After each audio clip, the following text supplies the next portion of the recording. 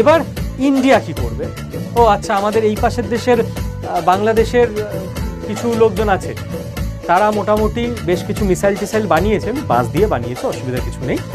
তো ওইগুলো নিয়ে ওরা ইরানে যাচ্ছে, ইরানের হয়ে যুদ্ধ টুদ্ধ করবে, ঠিক আছে?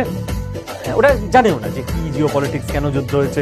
ওদের মনে হচ্ছে হ্যাঁ ওই ওরা শুনেছে যে ইরান হচ্ছে মুসলিম দেশ, বোধ বুদ্ধি নেই, আচ্ছা মুসলিম দেশ, আচ্ছা আমিও ধর্মে মুসলিম, চলো মারামারি করতে যাই।